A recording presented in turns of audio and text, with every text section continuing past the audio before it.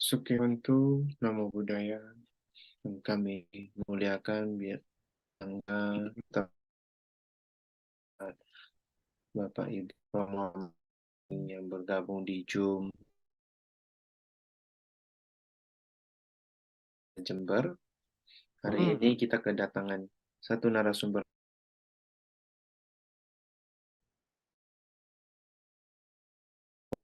Nanti kita akan introduce Pak Po. Nah, saya akan buka dengan sebuah pantun.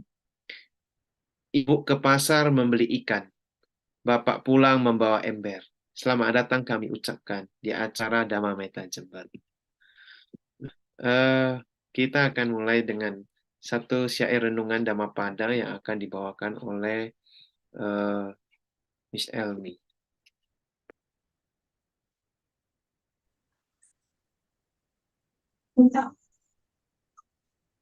Dhammapada Apa Madawaga Syair 25.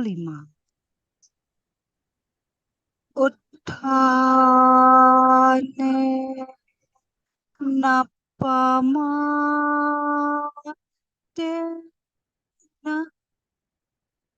Sayame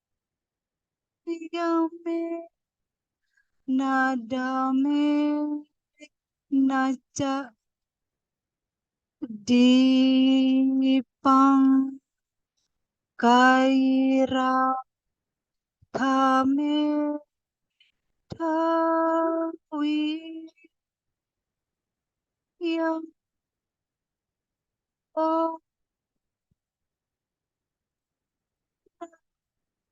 Dikirati yang artinya dengan usaha yang tekun, semangat, disiplin, dan pengendalian diri, hendaklah orang bijaksana membuat pulau bagi dirinya sendiri yang tidak dapat ditenggelamkan oleh banjir. Sadu, sadu, sadu.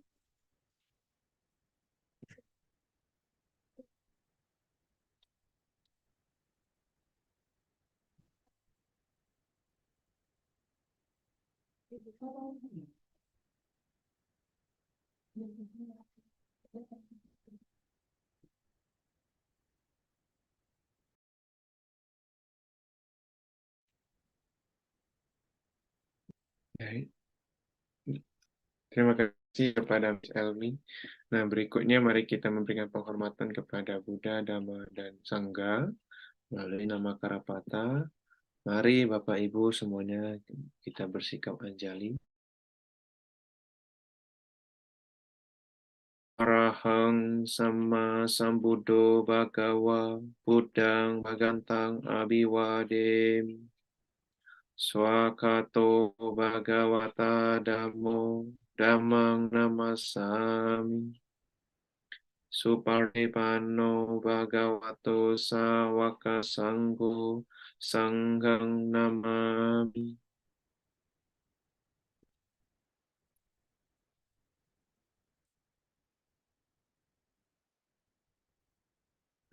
Baik, Bapak Ibu, mari kita lihat profil dari narasumber kita, Pak Po, yang hari ini akan membawakan satu tema yang sangat menarik, kebajikan tanpa tapi. Nah, mari kita lihat profil dari Pak Po. Dr. Honoris Causa, Ponijan Leo, MPD, CSM, komunikator, Pak Po adalah komunikator nomor 1 Asia. Latar belakang edukasi 1993, Dr. Andes in English Literature, IKIP Medan, 1996, MBA in Marketing Communication, Australia, 2004, MPD in Education Management, UPH Jakarta, 2009, Dr. PhD in Government Management Communication, Satyagama Jakarta, 2014, Lemhanas Graduate. Professional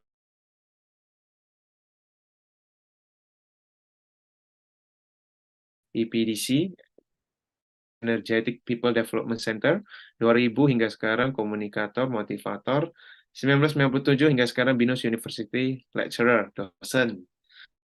Nah, Pak Po memiliki prestasi atau influential Asia World Records Union Vietnam 2017, the first communicator of Asia from Asia Book of Record India 2016, first motor on plane and Bah Muri 2008,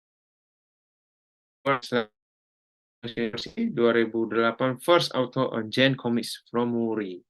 Selamat malam Pak Po Sukihoto.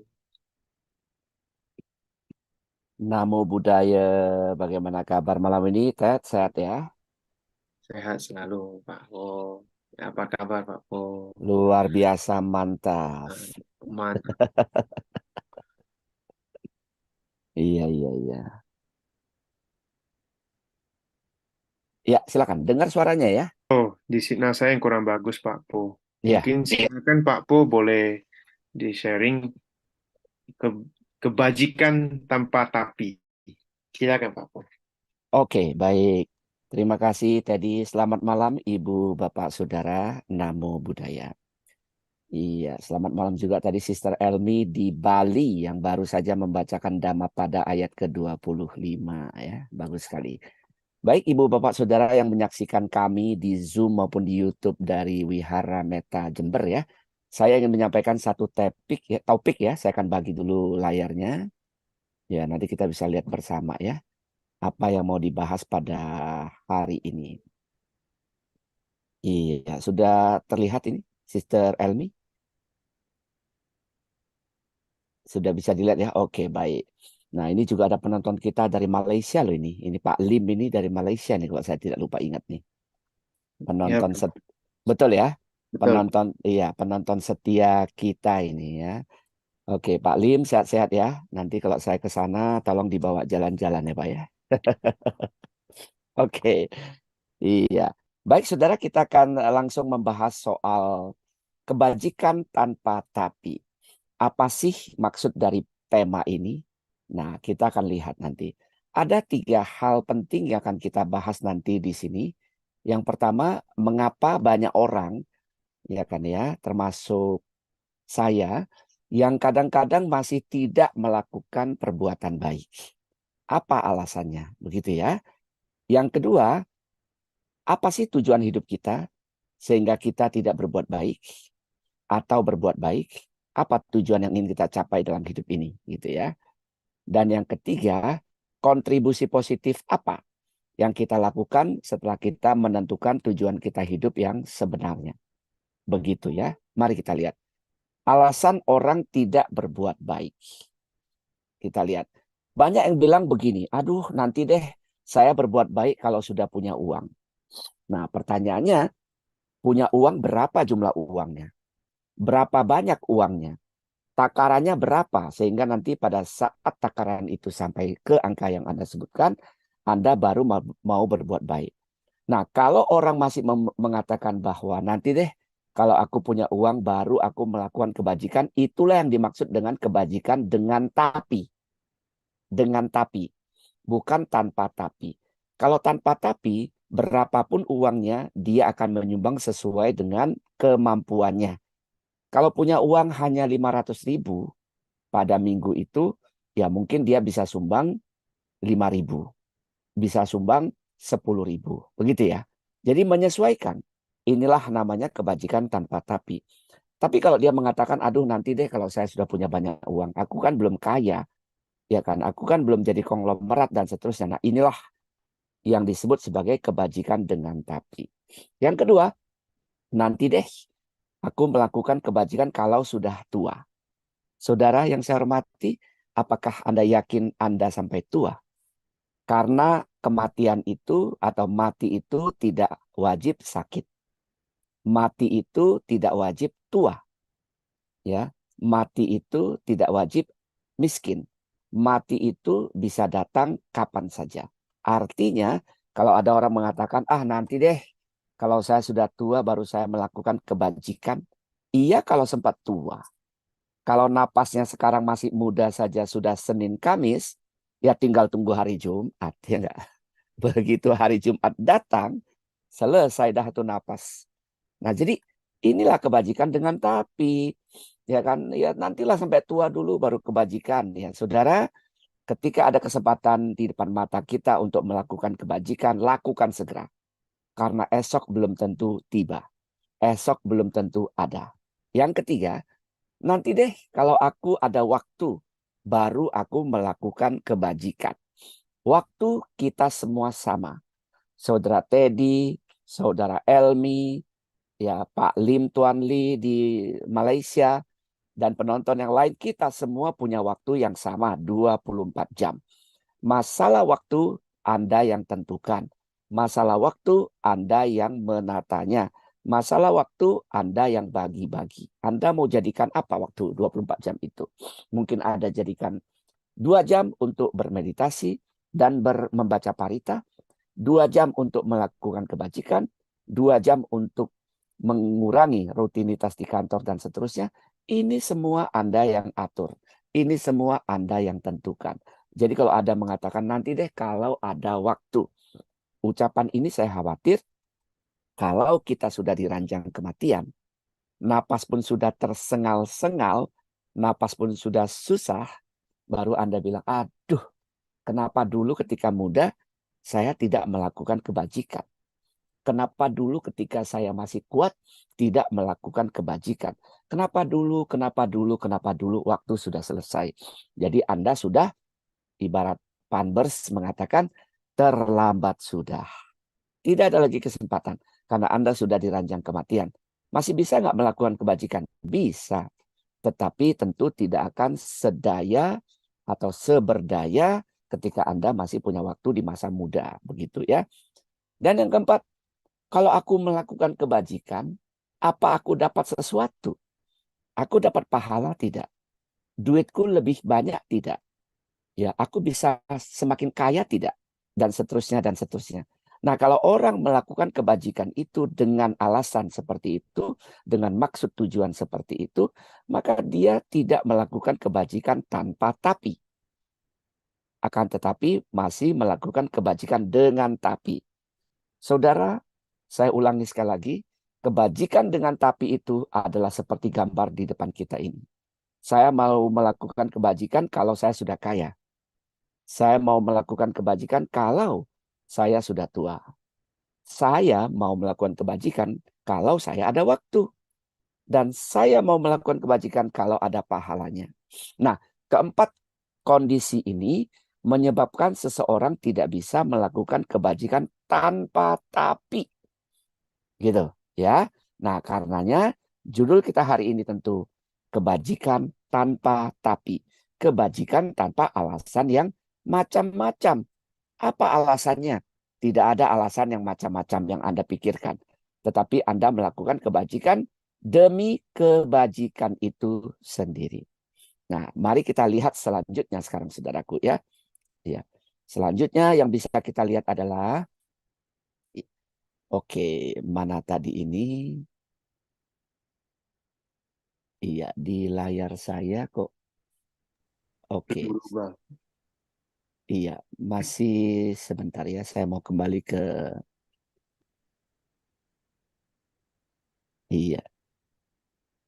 Kok saya tidak ini, tidak bisa,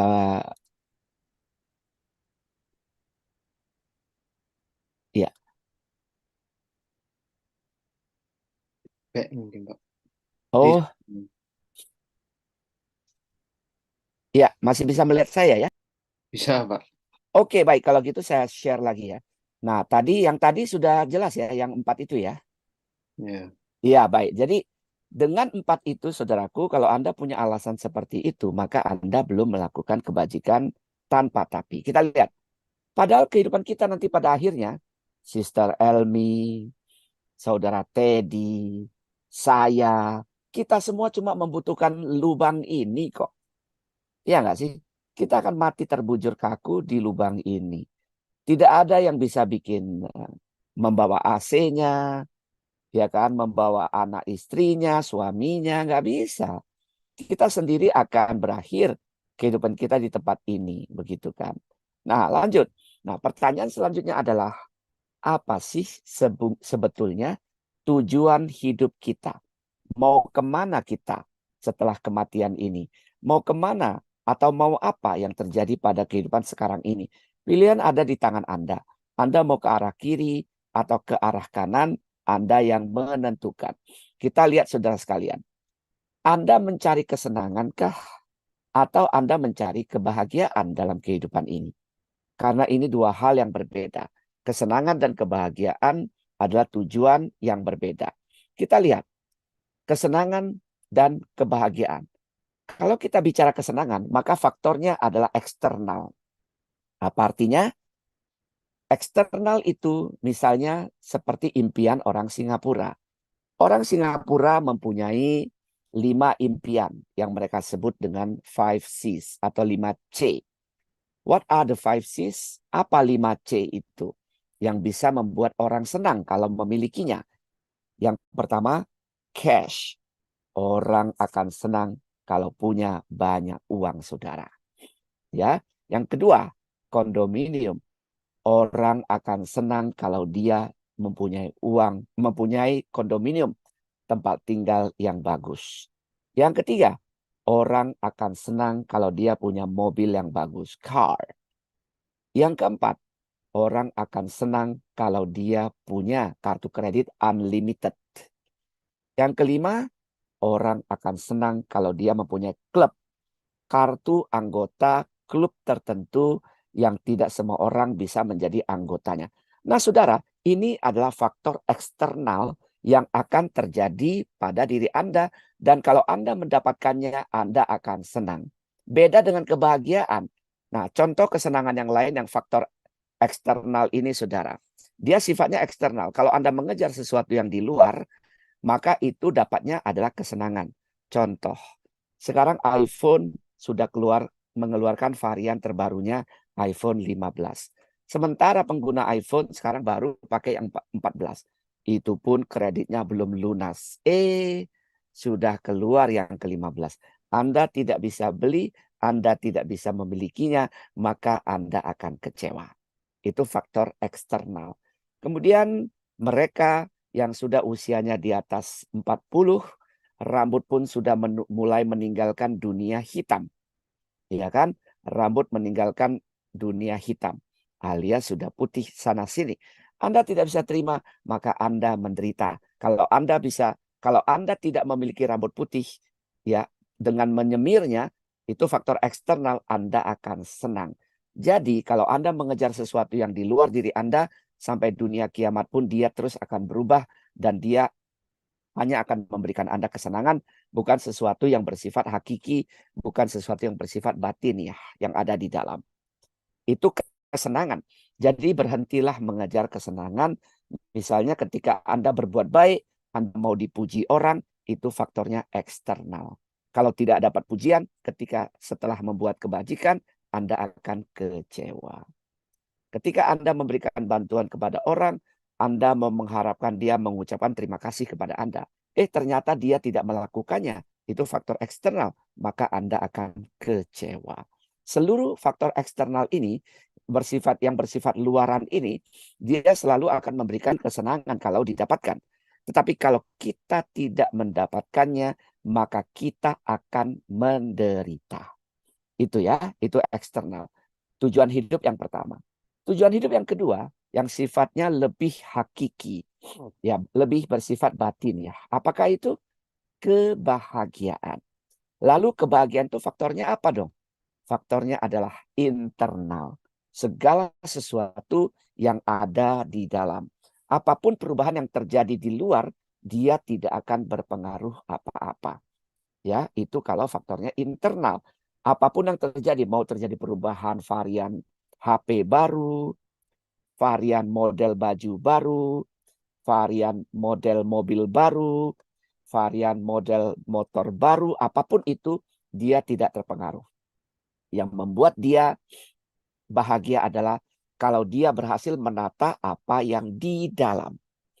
Ya, bisa bedakan saudara ya. Kalau kita agama Buddha ini, umat Buddha itu diminta untuk menata sesuatu yang berada di dalam. Bukan sesuatu yang di luar. Kita diminta untuk menata sesuatu yang ada di dalam. Dhammapada terdiri atas 26 bab, ya, 423 ayat, semuanya ya, syair dari 426 ayat itu, 423 ayat itu bunyinya adalah ya hal-hal yang ada di dalam. Dimulai dari pikiran di bab 1 sampai kepada ayat ke-423 mengenai Brahmana, semuanya yang ada di dalam. Coba tadi yang disebutkan dibacakan oleh Sister Elmi tadi pada ayat 25. Mereka yang melakukan sesuatu dengan usaha tekun, semangat, disiplin, dan pengendalian diri. Pengendalian diri itu sifatnya ada di dalam. Orang bijaksana membangun pulau buat dirinya sendiri. Itu pasti pengendalian diri itu adanya di dalam, bukan di luar. Kalau apapun faktor di luar, kalau dia memiliki pengendalian diri yang telah diolahnya di dalam, maka dia bisa mengendalikan apapun yang terjadi pada dirinya. Apapun yang ada di luar tidak akan memengaruhi apa yang ada di dalam. Itulah sebabnya kenapa kita perlu mengendalikan diri, ya. Mari kita lihat. Nah, jadi intinya apa, saudara? Faktor-faktor internal itulah yang perlu kita tata.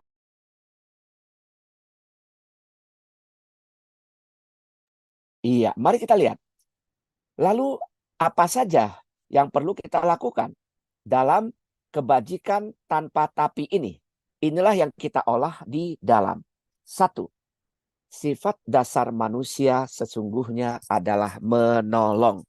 Saudara, ya, kita dilahirkan mempunyai sifat menolong. Dan ingat, apa maksud kalimat ini?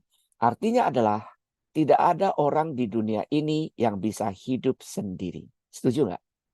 Siapa di sini yang berani raise hand mengatakan, Saudara Ponijan, saya bisa hidup sendiri?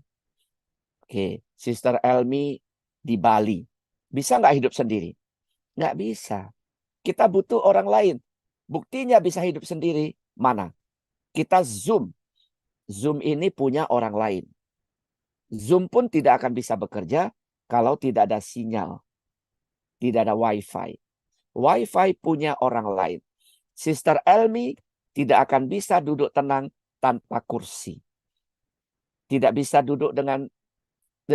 berbicara dengan bagus tanpa mikrofon. Jadi artinya tidak ada satu manusia pun di dunia ini yang bisa hidup sendiri. Artinya apa? Artinya kita butuh orang lain. Karenanya marilah kita saling menolong satu sama lain. Jangan menjadi orang egois. Jangan menjadi orang yang berpikir bahwa aku apa-apa tidak boleh aku berikan kepada orang lain. Ingat, hari ini kita menolong orang lain.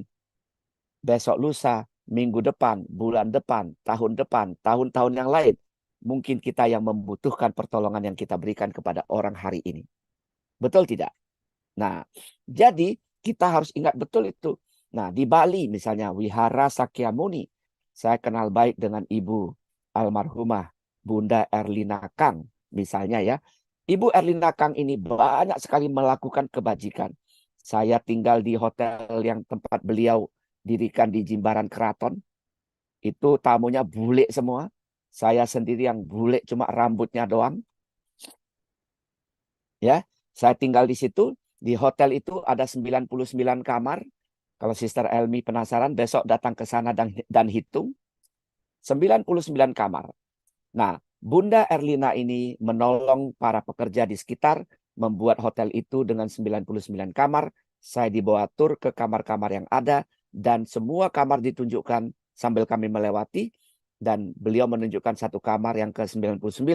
Beliau mengatakan kepada saya, Pak Po, ini kamar yang tidak kami sewakan kepada siapapun. Kamar ini khusus untuk para biku. Dari manapun biku itu datang, asal biku itu resmi, maka biku ini berhak menempati kamar hotel ini. Dan saya sudah menyiapkan, tim hotel ini sudah menyiapkan orang untuk membantu keperluan Bante selama Bante ada di hotel ini.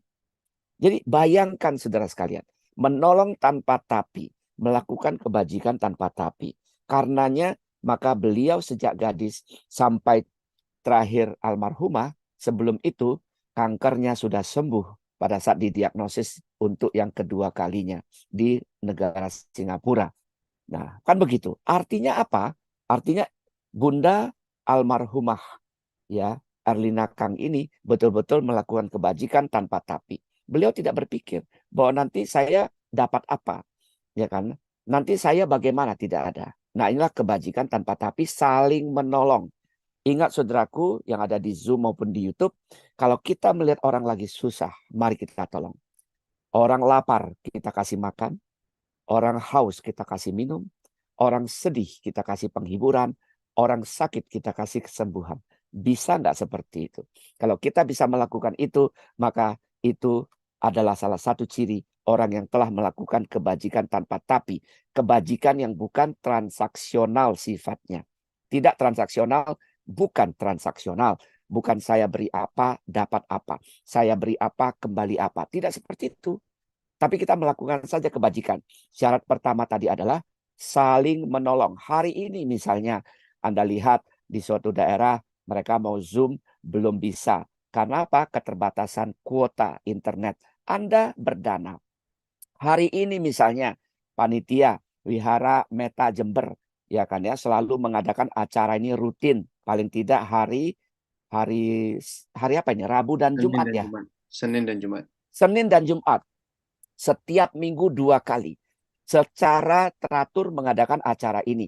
Anda berpikir positif. Oh, saya baru mendengar kebajikan tanpa tapi. Menolong mereka yang tidak bisa ini. Oke, kita berdonasi. Berdonasi buat apa? Buat acara seperti ini. Saudaraku yang ada di Zoom maupun di YouTube. Kalau Anda berdonasi buat sebuah siaran seperti ini. Yang jangkauannya dunia. Saya yakin kok ada penonton kita selain dari Malaysia. Ada dari negara-negara lain.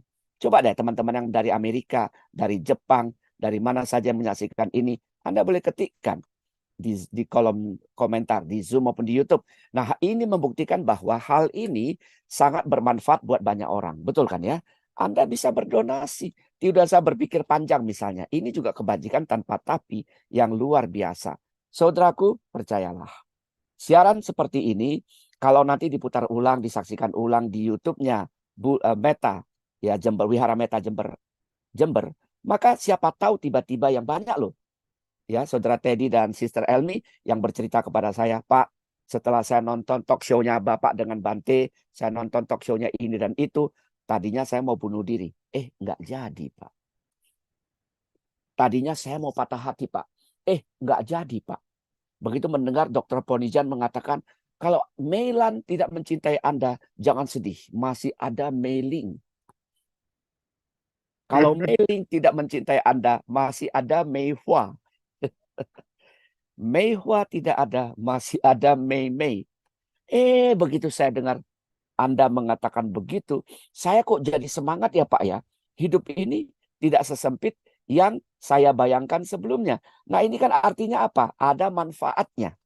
Betul tidak? Nah, jadi kita saling tolong-menolong buat mereka yang tidak mampu. Wihara Meta Jember kemampuannya menyiarkan ini, kita dukung, kita tolong, kita bantu dengan pendanaan sehingga mereka bisa menyiarkan siaran ini secara baik, rutin, dan bermanfaat buat semua. Itu yang pertama. Karena dana itu adalah yang paling gampang. Sister Elmi, kalau ada Dhammapada di situ atau Teddy, kalau ada Dhammapada di situ, coba buka Ya. Dhammapada ayat 54. Coba. Bisa dibacakan nggak? Bantu saya baca. 54. 54. Kita dengarkan dulu biar Anda semakin yakin bahwa kebajikan tanpa tapi itu di Dhammapada ayat 54 itu yang langsung nyata yang bisa kita rasakan. Silakan. Siapa yang sudah dapat boleh dibacakan. Bagi yang punya di rumah boleh juga saling membaca juga. Coba 54. Harumnya bunga tak dapat pula harumnya kayu cendana, tegara dan melati, tetapi harumnya kebajikan dapat melawan arah angin. Ya, nama orang baji dapat menyebar jurang. Nah, harumnya bunga tidak dapat melawan arah mata angin. Ya, harumnya bunga melati, bunga tagara, kayu cendana tidak bisa melawan arah mata angin. Tetapi harumnya kebajikan. Dan nama pelakunya. Dan nama pelakunya akan menyebar ke segala penjuru. Betul ya? Artinya apa? Harumnya bunga, kayu cendana ketika arah angin ke timur, dia tidak bisa ke barat. Apalagi ke utara atau ke selatan. Tetapi harumnya kebajikan dan nama pelakunya akan menyebar ke seluruh penjuru. Karenanya, lakukanlah kebajikan tanpa tapi ya. Tidak punya tujuan. Tidak punya tujuan seperti hari ini aku sumbang 500.000. Semoga besok lusa jadi cetiau. Itu namanya transaksional. Itu lebih bagus Anda beli togel, toto gelap. Itu pun kalau dapat. Iya kan? Nah, contoh kasarnya begitu. Tapi intinya saudaraku, kalau Anda melakukan kebajikan menolong mereka tanpa tapi, mereka membutuhkan bantuan saya, maka saya bantu. Ini yang keren. Jadi Anda tidak berpikir nanti saya dapat apa. Itu jadi nggak penting. Yang penting apa? Yang penting adalah kalau Anda melakukan kebajikan dengan ikhlas, tulus, maka hasilnya nanti tanpa Anda sadari akan datang. Itu yang pertama ya. Mari kita lihat yang kedua sekarang. Apa yang kedua? Nah, ini boleh siap-siap di ayat 131, 132 ya di Dhammapada. Nah, saudara, kebahagiaan makhluk lain adalah kebahagiaan diri kita sendiri. Kalau kita membahagiakan makhluk lain dengan tidak menyiksa mereka, tidak menyakiti mereka, tidak mencelakai mereka, maka itu adalah otomatis menjadi kebahagiaan diri kita sendiri. Kalau kita menyiksa makhluk lain, maka kita sesungguhnya juga menyiksa diri sendiri. Menyiksa kebahagiaan diri sendiri. Menghancurkan kebahagiaan diri sendiri. Mengapa begitu? Karena sesungguhnya semua makhluk itu menginginkan kebahagiaan dengan caranya masing-masing. Dengan cara mereka masing-masing. Tidak ada makhluk yang mau menderita, semua pasti ingin bahagia. Jadi, kalau kita misalnya ya kan ya, suatu hari melihat ada makhluk yang sedang menderita, kemudian kita pikir, ini makhluk kok bahagia sekali ya. Saya ganggu deh mereka, saya celakai deh mereka. Nah, sesungguhnya dengan cara seperti itu, Anda menyiksa dan mengurangi kebahagiaan Anda sendiri. Mari kita dengarkan dulu. Dhammapada ayat 131, biar Anda semakin yakin bahwa menyiksa makhluk lain tidak akan memberikan kebahagiaan kepada diri kita. Silakan. Teddy Barang, mungkin. barang siapa mencari kebahagiaan untuk dirinya sendiri dengan jalan menganiaya makhluk lain yang juga mendambakan kebahagiaan, maka setelah mati ia tak akan memperoleh kebahagiaan. Nah, jelas saudara ya, kalau Anda menyiksa makhluk lain yang juga mendambakan kebahagiaan dengan berpikir bahwa dengan menyiksa mereka saya akan bahagia, sesungguhnya Anda sampai mati pun tidak akan memperoleh kebahagiaan. Jadi jangan pernah menyakiti makhluk lain ya, supaya kita juga bisa mendapatkan kebahagiaan. Kita baca antitesisnya yang di ayat 132. Coba. Barang siapa mencari kebahagiaan bagi dirinya sendiri dengan tidak menganiaya makhluk lain yang juga mendambakan kebahagiaan, maka setelah mati ia akan memperoleh kebahagiaan. Iya, jelas saudara ya. Anda mau bahagia, jangan siksa kehidupan makhluk lain. Kalau Anda pengen makan, katakanlah makanan daging, ya kan ya belilah yang sudah jadi. Mungkin hal itu bisa mengurangi, ya kan ya, mata rantai penyiksaan terhadap hewan tersebut. Paling tidak Anda tidak terlibat di dalam, ya kan, proses pembunuhan hewan itu, proses pemasakan hewan itu, dan seterusnya. Mungkin bisa mengurangi. Tetapi jika Anda tidak melakukan pembunuhan itu secara sendiri, Anda sadari Dhammapada ayat 131 yang mengatakan jangan menyiksa makhluk lain untuk bahagia, tapi melakukan Dhammapada ayat 132 yang mengatakan saya tidak akan menyiksa makhluk lain karena saya juga ingin bahagia, maka Anda sudah melakukan kebajikan tanpa tapi. Marilah hidup berdampingan. Jadi jangan nanti tiba-tiba Anda menyiksa makhluk lain dengan tujuan aku mau bahagia, dengan cara menyingkirkan makhluk yang lain. Sesungguhnya hal itu membuat kebahagiaan Anda juga tidak akan pernah datang tidak pernah akan mampir di kehidupan Anda. Mari kita lihat di Dhammapada ayat 291. 291 di sini nyata langsung tentang manusia. Kalau 131 makhluk lain, mungkin manusia di dalamnya, tapi yang lebih nyata lagi di 291. Mari kita lihat. Silakan. Barang siapa menginginkan kebahagiaan bagi dirinya sendiri dengan menimbulkan penderitaan pada orang lain, maka ia terbebas dari kebencian. Ia akan terjerat dalam kebencian. Iya, saudara-saudaraku, jangan pernah menyiksa, menyakiti orang lain. Jangan pernah menyakiti sahabat kita. Jangan pernah menyakiti kerabat kita. Jangan menyakiti rekan kerja kita, apalagi anggota keluarga kita, utamanya ibu dan ayah kita sendiri. Karena dengan menyakiti mereka, sampai mati pun Anda tidak mungkin akan bahagia, tapi yang justru akan menebal adalah kebencian Anda terhadap kehidupan makhluk yang lain, yang juga mendapatkan kebahagiaan. Karena itu sekali lagi, ayat bagian yang kedua ini, ya, kebajikan tanpa tapi itu adalah tidak melakukan kejahatan yang bersifat penganiayaan, menyakiti, melukai makhluk yang lain. Kalau Anda melakukan itu, maka penderitaan Anda akan datang kepada Anda. Hati-hati loh saudara, kalau Anda menyakiti makhluk yang lain, Anda akan mendapatkan akibat yang luar biasa. Jangan pernah bermain-main berpikir bahwa nggak apa-apalah aku fitnah dia, aku sakiti dia, ya kan? Karena toh biar dia hancur hidupnya dan seterusnya. Nah, hal-hal seperti ini maka akan membuat Anda celaka. Saya ingin Dhammapada ayat 125 sekarang. Nah, coba Teddy bacakan ini supaya kita menghindarkan diri kita tidak lagi menyakiti orang lain, tidak menyakiti orang yang tidak bersalah, tidak menyakiti mereka yang suci, dan seterusnya, agar hidup kita bisa semakin bahagia. Silakan. Barang siapa berbuat jahat terhadap orang baik, orang suci, dan orang yang tidak bersalah, maka kejahatan akan berbalik menimpa orang bodoh itu, bagaikan debu yang para melawan angin.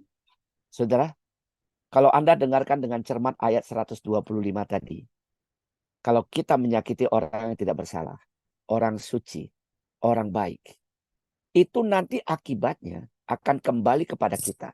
Ibarat kita melempar debu, melawan arah mata angin, debu itu akan mengenai diri Anda sendiri. Betul tidak? Coba bayangkan, Anda melempar debu, melawan arah mata angin. Maka arah angin ke sini, Anda lempar debu itu. Maka debu itu akan menimpa Anda sendiri.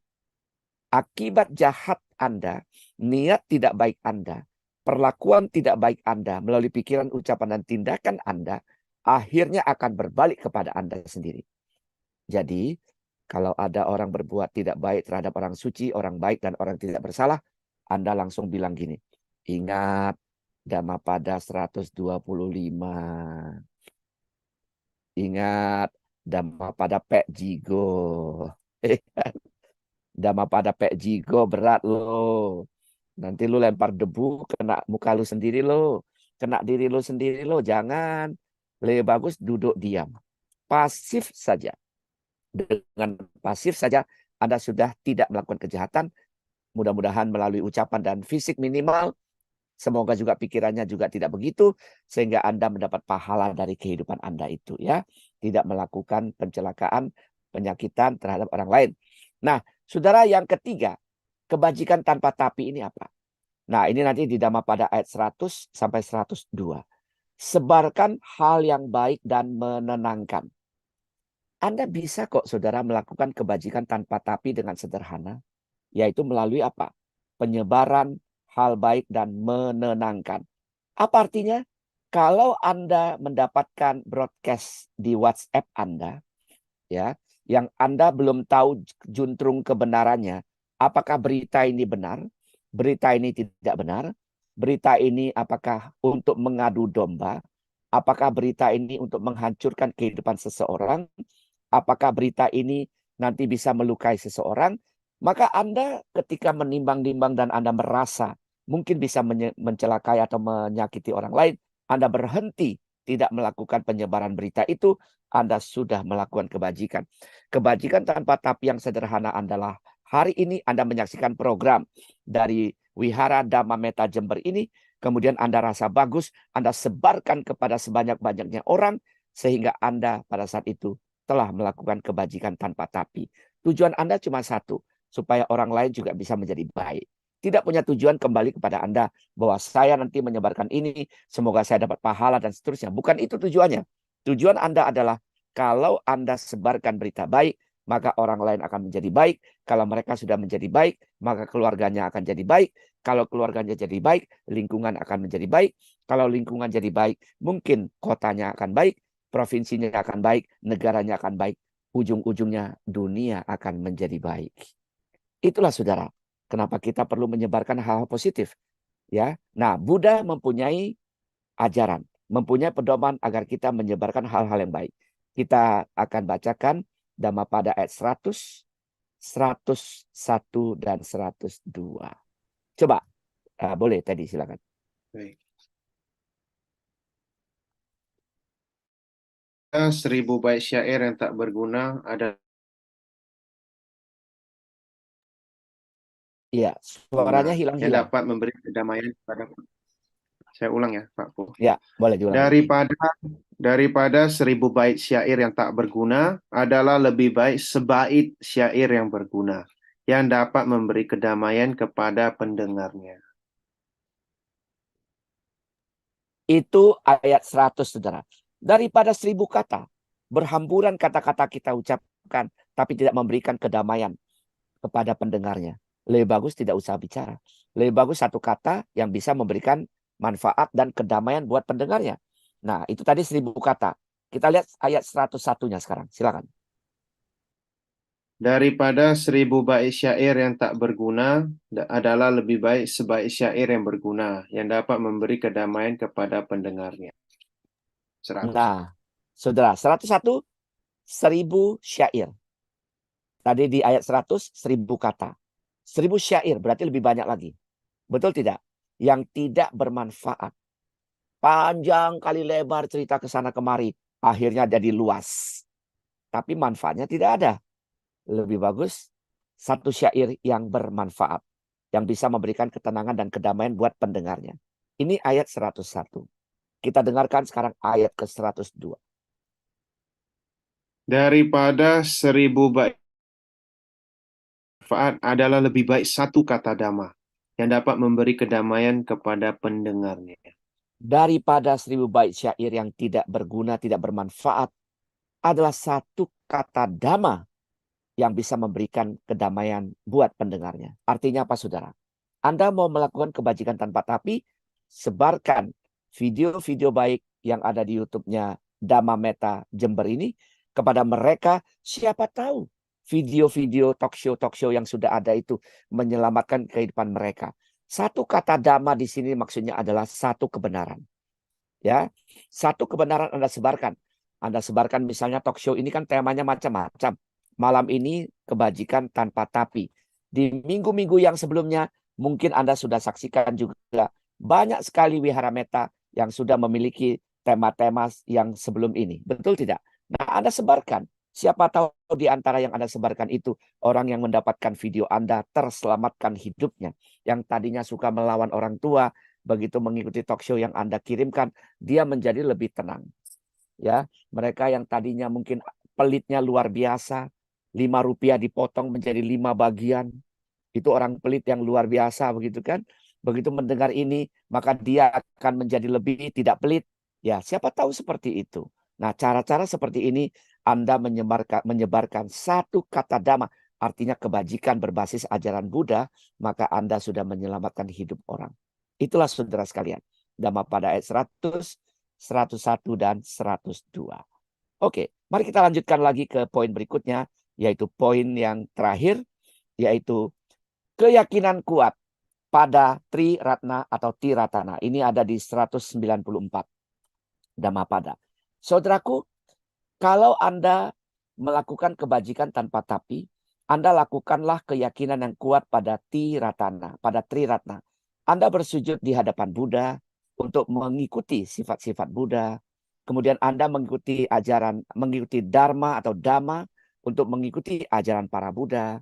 Anda mengikuti para Sangha. Maka dengan ini, maka Anda akan akan tercerahkan menjadi orang baik yang mengerti bahwa hidup ini tujuannya adalah mencari kebahagiaan, bukan mencari kesenangan. Hidup yang mencari kesenangan, faktor eksternal berubah, Anda akan menderita. Tapi kalau Anda mencari kebahagiaan, maka faktornya internal, dia akan bertahan lebih lama. Karena yang Anda olah adalah batin. Meyakini Buddha, Dhamma, dan Sangha ya sebagai Triratna tadi itu akan membuat Anda bisa melakukan kebajikan tanpa tapi, lebih spontan, lebih ikhlas, dan lebih tulus. Mari kita dengarkan Dhammapadanya ya di 194. Silakan. Kelahiran para Buddha merupakan sebab kebahagiaan. Pembabaran ajaran benar merupakan sebab kebahagiaan. Persatuan Sangha merupakan sebab kebahagiaan.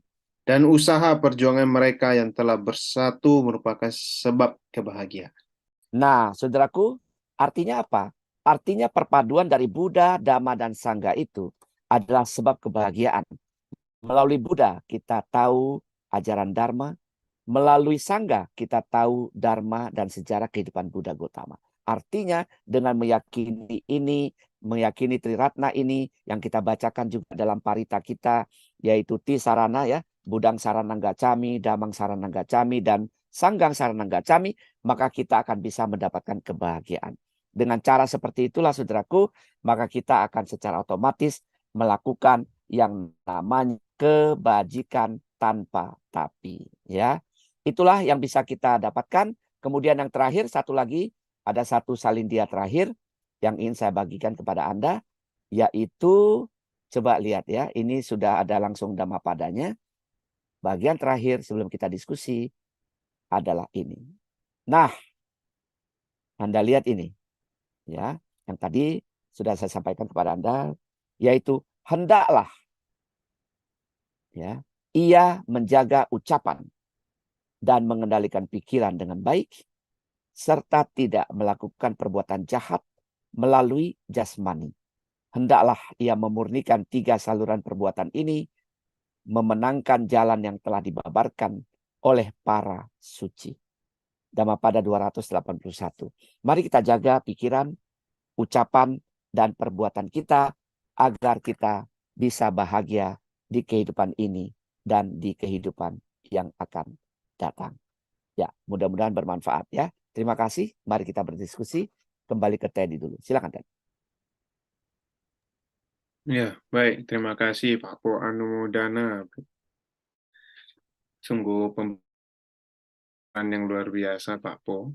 Nah, saya rangkum sedikit ya Bapak Ibu bahwa tadi Pak Po membicarakan bahwa ada 3 hal yang di awal.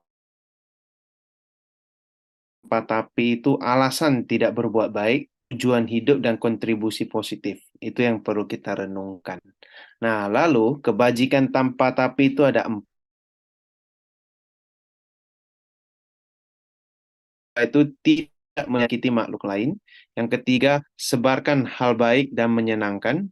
Dan yang keempat adalah keyakinan kepada Tiratana. Nah, itu secara rangkuman.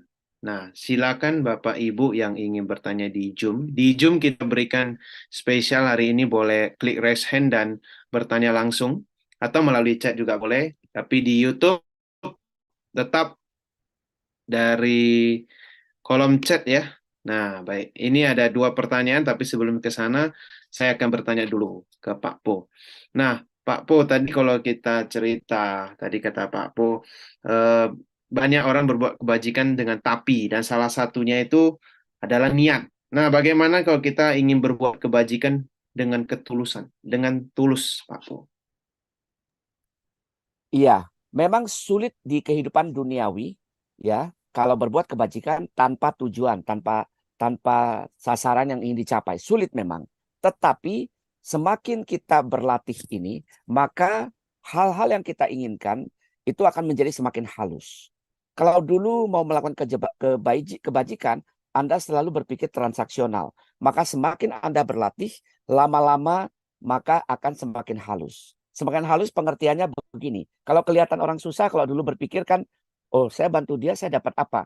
Maka setelah Anda berlatih, semakin sering Anda memberi, maka akan Anda semakin halus. Tidak lagi berpikir, saya kasih dia dapat apa ya? Sudah nggak begitu lagi. Ya, jadi artinya bukan lagi tujuan duniawi menjadi lebih kaya, ya kan, mempunyai rumah lebih banyak, mempunyai tabungan lebih banyak, mempunyai mobil lebih banyak. Udah nggak ke situ lagi tujuannya. Tapi untuk kebahagiaan diri yang ada di dalam. Semoga saya bahagia. Itu yang paling penting. Seperti itu. Baik, terima kasih Pak Po. Nah, ini ada pertanyaan dari Saudara Andrew. Ini mungkin rutin juga. Mungkin kalau Pak Po di mana, beliau juga ikut nih Pak Po. Selamat malam Pak Po. Setahu saya manusia punya dua sifat yang altruis dan egois. Apakah altruis ini yang sisi kebajikan, terus egois itu ada tapinya? Mungkinkah orang menolong orang lain dengan tidak? Sometimes orang takut dirinya rugi saat menolong orang lain. Oke, baik. Pertanyaan sangat bagus. Ya, itu sudah pas itu ya. Nanti coba disiapkan Dhammapada 166. Ya, 166. Baik, Saudara Andrew Yogianto. Ini di mana-mana ketemu. Bagus ya. Jadi Anda banyak belajar juga. Ya, baik. Jadi gini, ketika kita menolong orang lain, altruis betul. Altruis itu artinya lebih mementingkan kepentingan orang lain. Egois lebih mementingkan kepentingan diri sendiri. Ya kan? Menolong orang lain, mungkinkah orang menolong orang lain dengan tidak merugikan diri sendiri? Nah, itulah yang diharapkan. Ketika Anda melakukan hal-hal baik untuk orang lain, jangan sampai kebaikan diri Anda terbengkalai. Jangan sampai Anda melukai diri sendiri. Jangan sampai Anda mencelakai diri sendiri. Misalnya gini, ada pembangunan wihara. Anda ingin sumbang, tapi duit Anda kurang. Anda pinjam dari teman. Nah, Anda sumbangkan itu. Lah itu baik nggak hasilnya? Baik, tapi Anda tidak bijaksana. Kenapa? Karena Anda sendiri tidak punya uangnya. Anda pinjam dari orang lain demi pembangunan wihara ini. Mungkin baik hasilnya, tapi Anda tidak bijaksana. Kenapa? Karena di kemudian hari Anda akan dikejar-kejar oleh si orang yang memberikan utang kepada Anda. Kan begitu. Nah, jadi tetap melakukan kebajikan, tapi dengan memperhatikan kondisi diri sendiri. Coba kita dengarkan ini Dhammapada ayat 166 ini. Coba silakan. Jangan karena untuk kesejahteraan orang lain, lalu seseorang melalaikan kesejahteraan Ya, kami. Tujuan akhir bagi diri sendiri, hendaklah ia teguh melaksanakan tugas kewajibannya. ya, oke, terputus-putus Teddy, tapi saya ulangi sedikit yang sesuai dengan pertanyaan Andrew. Jadi, jangan demi kesejahteraan orang lain, Anda melalaikan kesejahteraan diri sendiri. Ya, cukup jelas itu ya. Anda sendiri, kita sendiri belum makan. Punya nasi cuma satu piring. Di luar sana ada 3 orang. Kalau kita memberikan satu piring itu semua buat 3 orang itu, pertanyaannya Anda makan apa? Nah, disitulah kalimat tadi itu, Dhammapada 166 itu berkata, jangan demi kesejahteraan orang lain, Anda melalaikan kesejahteraan diri sendiri. Wong sendiri aja masih susah kok. Ya kan ya? Boleh nggak saya menolong yang susah di saat saya susah? Boleh. Tetapi jangan sampai Anda mencelakai diri sendiri. Anda melukai diri sendiri. Kan begitu kan? Ya kan ya? Punya duit cuma 1 juta. Ya kan ya? Anda sumbangkan kepada wihara 1 juta. Bagaimana nanti setelah itu? Apa Anda nggak pegang kepala? Karena pusing. Aduh, ini besok makannya gimana ya? Lah Anda menyusahkan diri Anda sendiri. Nah, karena itu Buddha sudah mengajarkan kepada kita. Jangan sampai kesejahteraan orang lain membuat kesejahteraan kita sendiri terbengkalai. Tidak begitu. Kita sama-sama menjaga agar kesejahteraan kita juga terjaga. Seperti itu ya. Semoga Andrew mulai terus melakukan kebajikan buat orang lain dengan tetap memperhatikan kesejahteraan diri sendiri. Ya, terima kasih. Ya, baik. Terima kasih Pak Po. Nah, ini ada pertanyaan dari Pak Wahidin Johan. Selamat malam Pak Ponijan, mohon penjelasan. Saya selalu mendapatkan kalimat Nibbana Pacaya Hotu setelah melakukan online one day meditation itu dengan mengikuti ucapan Bante. Bukankah perbuatan baik itu juga ada tapinya? Betulkah? Iya, Artinya, baik Pak Wahidin. Oke, silakan. Baik, Pak Wahidin, terima kasih pertanyaan. Betul, Pak. Jadi saya katakan tadi, makanya contoh yang lain adalah kata serakah. Kita diajarkan untuk tidak serakah. Ya kan ya, di Dhammapada ayat 100, di ayat 199. Ya, 199 itu tentang serakah itu. Coba nanti dibacakan. Nah, apakah ada manusia yang tidak serakah? Tidak ada, saudara. Nah, cuma yang tadi seperti yang tadi, semakin kita berlatih, maka kita akan semakin halus. Kalau yang tadi serakahnya parah, maka ini serakahnya akan semakin berkurang. Kan begitu ya. Kalau kita tidak berlatih, tidak mengenal Buddha, Dharma, dan Sangha, seperti tadi yang di Dhammapada ayat 194, ya kan, sebab lahirnya Buddha, sebab lahirnya Dharma, sebab lahirnya Sangha adalah sebab kebahagiaan buat kita. Karena mengenal Buddha, ada Dharma, mengenal Sangha, ada Dharma, ada Buddha. Artinya kita jadi bahagia. Jadi bisa belajar dari ketiga unsur yang tidak terpisahkan ini. Sama dengan pertanyaan Pak Wahidin. Pak Wahidin, ini kan nibbana, tujuan hidup umat Buddha itu ke sana. Setiap kita melakukan kebajikan, pasti secara halus ada ke situ. Tidak mungkin tidak ada. Masalahnya adalah keserakahan itu, kalau yang nibbana ini berbeda. Dia kan sifatnya bukan kesenangan, bukan eksternal, bukan lagi duniawi kan ya. Tapi ini lebih ke hakiki, sifatnya lebih ke internal. Pasti Pak Wahidin kita diajak untuk bermeditasi, mengolah batin. Pasti kita diajak untuk menghilangkan kebencian. Pasti kita diajak untuk mengurangi yang namanya iri hati. Pasti juga kita diajak untuk mengatasi kebodohan batin. Ya kan, kegelapan batin dan seterusnya. Artinya yang kita olah di dalam. Kalau itu menjadi tujuan kita nanti mencapai nibbana, itu adalah bonus dari praktik yang kita lakukan. Tetapi jangan menjadi tujuan. Setiap kali duduk meditasi, semoga aku nibbana, semoga aku nibbana. Ini kebajikan dengan tapi kasar sekali. Tapi kalau kita mungkin hari ini saya mau meditasi, kalau saya meditasi kok rasanya tenang ya. Kalau meditasi kok saya rasanya teduh ya. Kok meditasi kok saya rasanya makin damai hatiku ya. Nah, itu dulu bonus-bonus kecil. Lama-lama pada ujungnya nanti kita akan bisa mencapai tujuan akhir umat Buddha. Nah, contoh tadi yang serakah, coba kita dengarkan ya. Coba tadi, boleh. Sungguh bahagia kita hidup tanpa keserakahan. Di antara orang-orang yang serakah.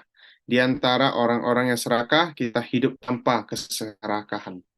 Nah, terima kasih tadi. Nah, artinya sama seperti tadi kan, tidak ada manusia yang tidak serakah. Nah, sungguh bahagia kita hidup ya kan tanpa serakah.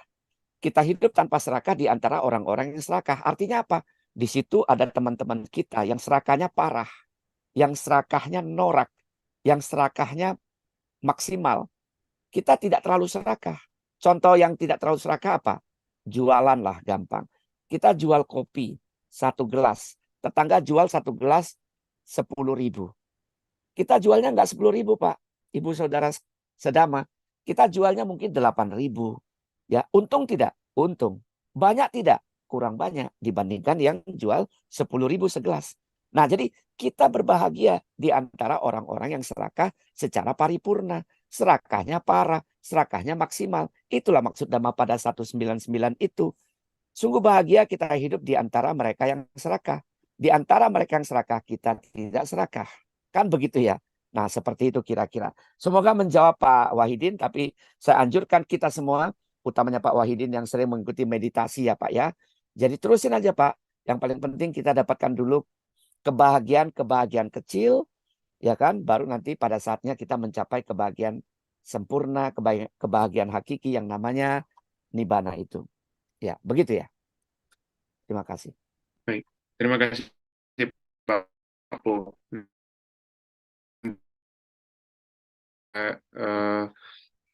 Ada beberapa pertanyaan. Nah, ini yang pertama dari Ibu Ibu atau Ibu Levi. Namo Buddhaya. Sepertinya seorang yang memiliki sifat baik welas asih. Bagaimana Pak Po dalam mencari kebahagiaan? Iya benar. Orang yang melakukan kebajikan itu, ya kan, dengan welas asih, dia melihat orang lain, mengutamakan orang lain, ya sehingga dia akan bisa bahagia. Kalau tanpa welas asih itu kan ikhlas. Bahasa lainnya kan, welas asih itu kan tulus. Ya kan? Apakah itu tanpa tapi? Iya, betul. Tapi tetap yang tadi, terkait pertanyaan Andrew tadi kan, jangan sampai kita sendiri belum bahagia, kita belum makan, kita kasih orang lain. Kita belum makan, boleh nggak kasih orang lain? Boleh, kalau Anda tidak sedang dalam kondisi kelaparan. Mungkin Anda punya 1 bungkus makanan, tapi Anda belum lapar, masih kenyang. Ya, paling tidak lapar lah begitu. Anda boleh nggak memberikan mereka yang 3 orang di depan Anda atau 1-2 orang di depan Anda yang Anda saksikan dengan mata Anda sendiri, mereka sedang kelaparan. Boleh tidak Anda berikan kepada mereka? Bagus sekali. Itulah dengan welas asih. Jadi tanpa tapi itu ya kebajikan tanpa tapi itu adalah kebajikan dengan welas asih. Ya, dengan ikhlas, dengan tulus, tanpa mengharapkan kembali. Contoh manusia paling tulus di dunia, walaupun tidak semua, adalah ibu. Coba lihat, kita baca parita. Masih ingat ya tadi ada parita di Karania Metasuta yang bunyinya seperti seorang ibu yang mengasihi anak tunggalnya. Ada nggak parita yang bunyinya seperti itu di Karania Metasuta? Ada kan? Ya. Nah, jadi ibu itu ketulusannya maksimal. Ketulusannya paripurna. Walaupun sebelum saya diserang oleh netizen ya. Ada netizen yang bilang, Pak, ada loh Pak, ibu yang melalaikan anaknya. Ada. Pak, ada loh ibu yang membuang anaknya. Ada. Pak, ada loh ibu yang tidak memberikan pendidikan dan makanan yang bergizi kepada putra-putrinya. Ada. Yang saya bicarakan adalah yang mayoritas. Ya, yang besarnya. Ibu-ibu di dunia itu pasti akan mengutamakan putra-putri mereka. Dengan tulus dan ikhlas. Apakah mereka punya harapan nanti putra-putri mereka membalas kebajikan mereka? Secara mayoritas tidak. Walaupun seperti yang tadi saya sampaikan, ada ibu-ibu yang berpamrih. Yang memiliki kebajikan dengan tapi. Tapi banyak yang tidak dengan tapi. Jadi jawabannya adalah betul sekali, kebajikan tanpa tapi ada kebajikan yang penuh dengan welas asih. Begitu. Ya. Baik, terima kasih Pak Po. Nah, ini Ibu Levi juga nanya kelanjutannya sedikit Pak Po. Bagaimana cara Pak Po berlatih di tengah kesibukan yang sangat padat sekali? Wah, ini pertanyaan menarik. Iya, baik. Terima kasih Bu Levi dan penonton yang saya hormati. Jadi setiap saat ketika saya misalnya tadi barusan ini hari Jumat ya. Tadi saya barusan turun ke lapangan ya, memberikan makanan nasi box kepada para pengemis, kemudian pemulung yang ada Iya. di jalanan di Jakarta Barat. Tadi saya posting di Instagram, saya posting di media sosial saya, bukan tujuan untuk Anda untuk dielu-elukan orang, bukan. Saya posting kebajikan saya hari ini, memberikan makan kepada pemulung, ya kan, kepada fakir miskin, kepada mereka yang ada hidup di jalanan. Tadi siang sebelum malam ini bersiaran, tujuannya apa saya posting? Supaya mungkin mudah-mudahan teman-teman saya, follower saya bisa mengikuti. Oh ini ya rupanya kebajikan tanpa tapi. Nah pertanyaannya, bagaimana tanpa tapi welas asih itu terpenuhi? Apa yang saya lakukan pagi ini, siang ini? Satu, saya tidak kenal mereka. Saya tidak mengenal loh itu mereka pengemis-pengemis dan pemulung-pemulung yang tadi pagi, tadi siang saya bagikan makanan box itu. Saya nggak kenal mereka. Tapi saya ingin melakukan kebajikan tanpa tapi karena saya punya kemampuan itu. Saya bagikan mereka. Ketika saya bagikan makanan itu kepada mereka, tatapan mata mereka kepada saya, disertai doa mereka. Terima kasih Pak, saya sudah tidak makan Pak sejak tadi pagi Pak. Ini mungkin bisa menyelamatkan hidup saya Pak. Anda akan merasakan kebahagiaan yang luar biasa.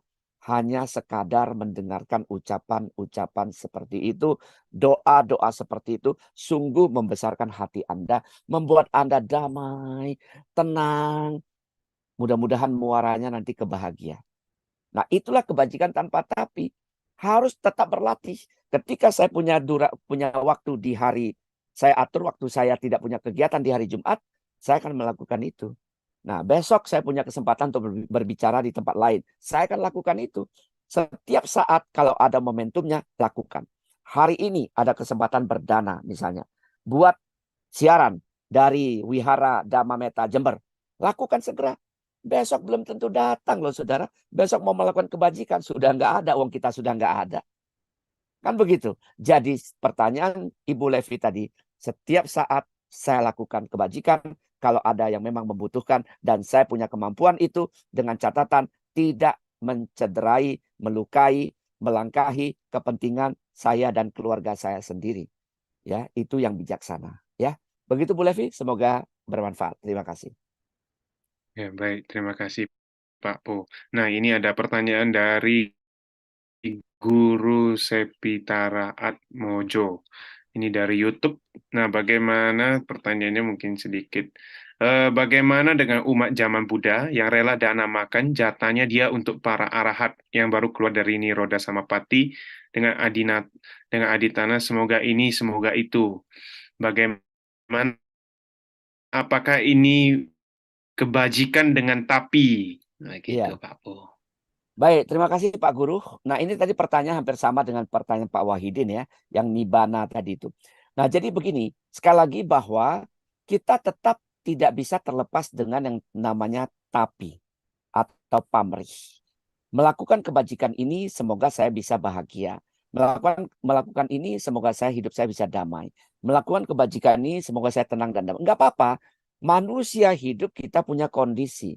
Masalahnya adalah semakin lama kita berlatih, kalau yang tadinya dulu berbuat kebajikan, ya memberi makan seperti tadi yang saya lakukan tadi siang, melakukan kebajikan ini semoga usaha saya makin lancar, itu kan kasar. Maka semakin lama kan semakin halus. Yang tadinya mungkin supaya usaha saya lancar, sudah beralih. Semoga saya bisa keluarga saya bisa lebih harmonis. Setelah itu, semoga hidup saya bisa lebih tenang. Kemudian, semoga saya bisa lebih damai. Lanjutnya, semoga saya bisa lebih bahagia. Dia akan semakin halus, semakin halus. Namanya manusia kasar pasti begitu. Sama dengan orang yang baru belajar berbicara. Ketika orang baru belajar berbicara, pasti kosakata, pilihan katanya mungkin kasar. Ya, anak-anak kalau bicara kan kosakatanya kan kasar. Makin remaja, dewasa, tua, semakin bijaksana. Ya, cobalah kita sadari, betul tidak, Ibu Bapak Saudara yang saya hormati. Kita semakin menua, semakin tidak ingin melukai orang. Kata-kata kita pun semakin kita saring. Kita saring semakin halus. Kalau yang tadinya kita mau mengatakan, kok kamu jelek sekali. Sekarang sudah berganti dengan, kamu kalau dengan merawat diri kamu, kayaknya kamu akan tampil lebih menawan. Sudah berbeda pilihan katanya. Nah, artinya apa? Ini ada tingkatan. Semakin orang semakin menyadari, mengerti ajaran Buddha dengan baik dan mendalam, maka dia akan semakin halus. Ya, jadi tapinya tujuan melakukan kebajikan itu kalau awalnya kasar, maka semakin lama maka dia akan semakin halus. Ya, itu proses latihan. Tidak apa-apa. Kalau kita di dunia tidak, saya sampaikan tema kebajikan tanpa tapi, saya khawatir semua orang berbuat baik jadinya dagang. Ya kan? Jadinya dagang. Kebajikan dengan dagang. Ada tujuannya. Dagang itu kan untung rugi. Saya modal saya 500, saya jual 600 supaya saya untung 100. Jadi di sini yang saya sampaikan, jangan sampai kita berdagang dengan kehidupan. Jangan berdagang secara kasar. Nah, tujuannya seperti itu ya, Pak Guru ya. Semoga bisa menerima jawaban ini. Tapi menurut hemat saya, begitulah yang dimaksud dengan kita melakukan kebajikan tanpa tapi, supaya kita bisa semakin halus dan tujuan akhir kita akan segera datang begitu. Dengan cara yang baik dan benar. Ya, Baik. terima kasih. Terima kasih Pak Po, jawabannya luar biasa. Nah, ini sedikit pertanyaan dari saya Pak Po. Tentu tujuan tadi kalau kita banyak orang berbuat kebajikan, setiap orang itu punya motivasi yang berbeda. Mungkin tahap level pertama pamrih, semakin halus ya seperti Pak Po bilang. Nah, kalau apa sih yang paling ideal, Pak? Apa sih yang paling ideal?